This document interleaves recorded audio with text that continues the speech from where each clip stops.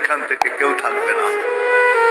যিনি থাকার উনি যখন থাকেন নাই, কারো কাছে মালাকুল মউত অনুমতি নিয়ে আসে নাই, আসবে না।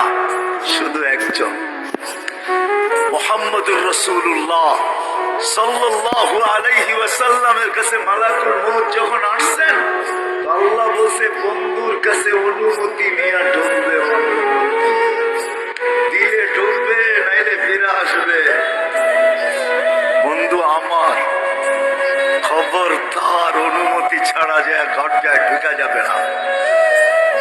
আমাদের কারো কাছে অনুমতি নিয়ে আসবে না, ওনার কাছে অনুমতি নিয়ে গেছেন।